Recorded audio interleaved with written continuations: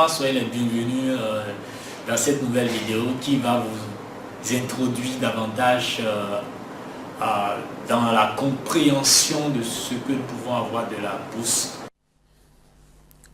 Alors, comme annoncé, ici nous allons parler de la bourse. Qu'est-ce que c'est que le marché boursier? Alors, comprenez que le marché boursier, c'est un lieu de rencontre de l'offre et de la demande des titres, en résumé. Mais pour aller un peu plus en profondeur, avant de comprendre ça, nous allons faire rapidement un détour pour comprendre quelque chose. Comprenez que dans une économie, nous avons deux types d'agents économiques. Il s'agit essentiellement de ce que nous appelons les agents à besoin de financement et des agents à capacité de financement.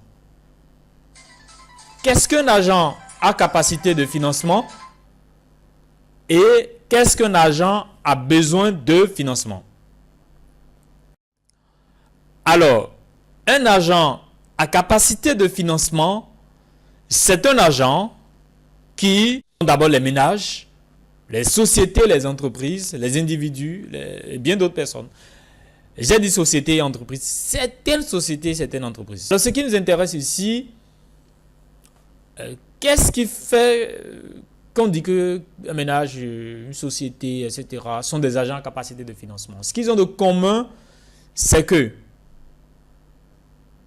ce sont des agents dont les ressources ou les recettes arrivent à couvrir largement les dépenses, de telle sorte qu'il y a une marge qui se dégage. Exemple, lorsque nous prenons une personne, un salarié qui gagne 200 000 francs le mois et qui a l'habitude de dépenser entre 160 et 180 000 et donc il dispose plus ou moins, très souvent, d'une épargne entre 40 et 20 000. Donc, il dégage une marge. On dira que c'est un agent à capacité de financement. Quand nous prenons les entreprises également, il y a des entreprises qui réalisent tellement de chiffre d'affaires et qui n'ont pas de nouveaux produits à lancer, qui n'ont pas d'autres perspectives à court terme. Donc, qui sont en train de constituer des ressources pour le long terme.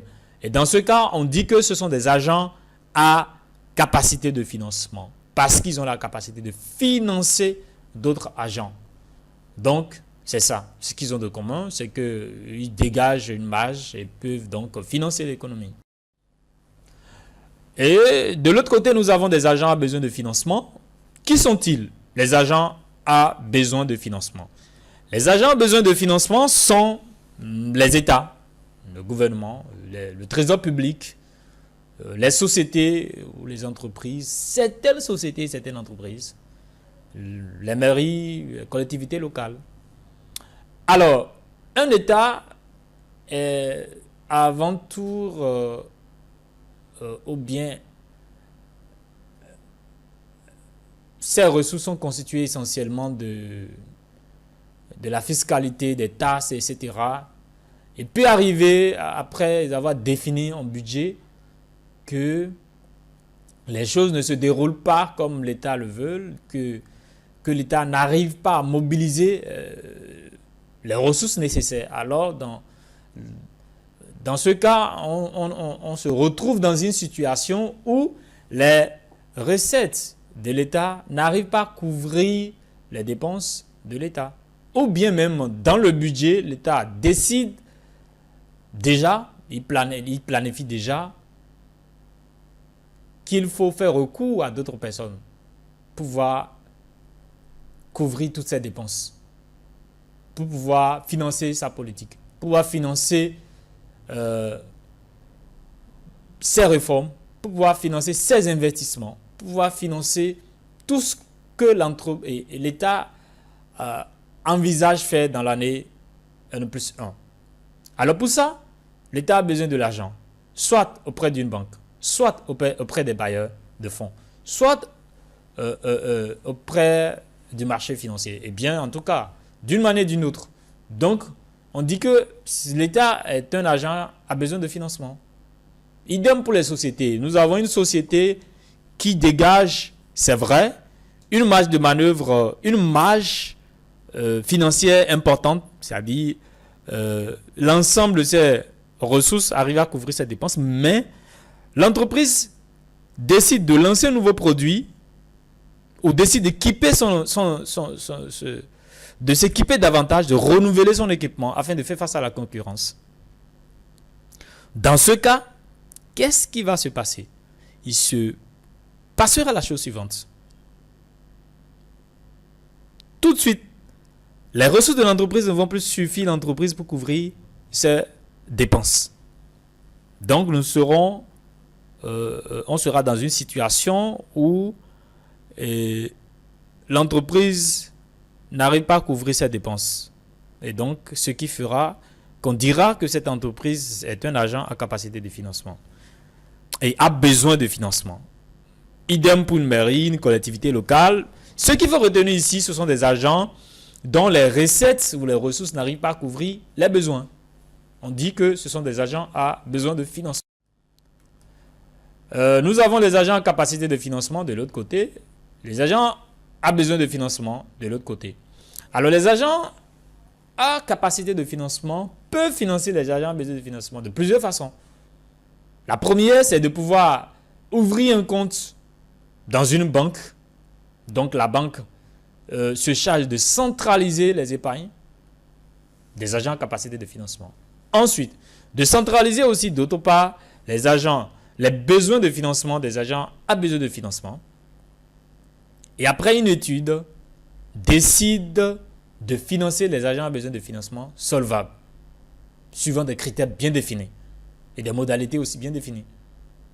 Ou les agents à capacité de financement décident de confier leurs ressources aux institutions financières non bancaires et donc de financer aussi les agents à besoin de financement.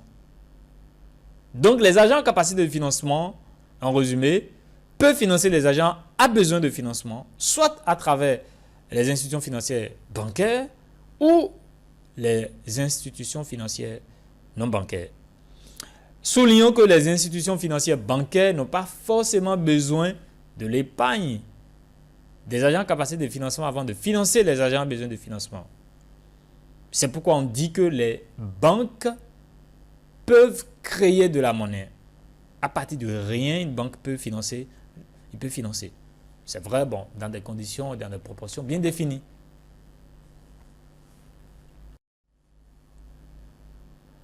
Et donc, nous allons nous intéresser aux institutions financières non bancaires.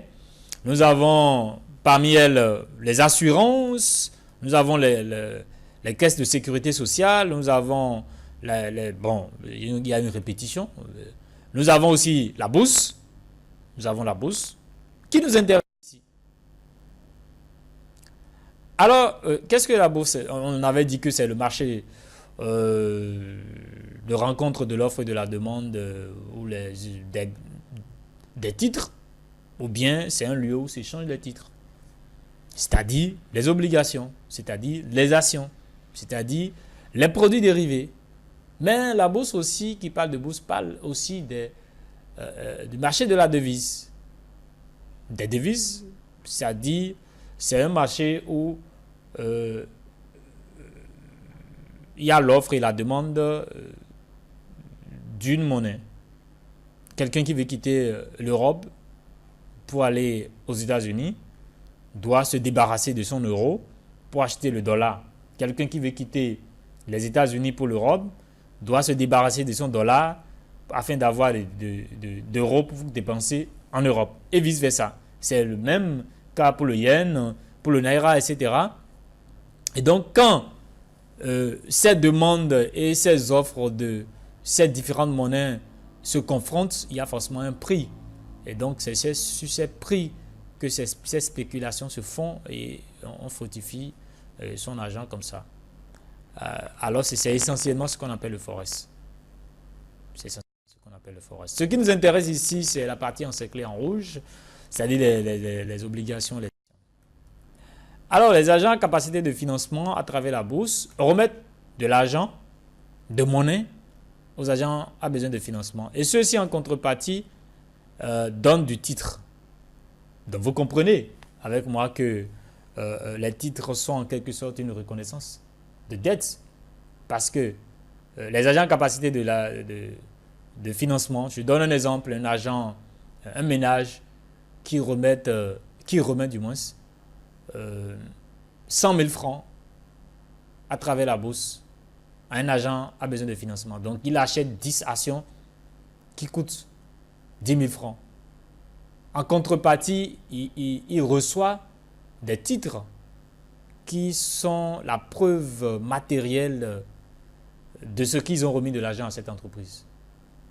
Donc, nous allons nous intéresser dans les vidéos qui suivront à creuser ce que c'est qu'un titre, la forme de titre. Donc, nous vous remercions donc. Merci d'avoir suivi notre vidéo. Si vous l'avez aimé, nous sommes ravis et très contents. Partagez-la autour de vous, autour de vos proches. Abonnez-vous à notre chaîne.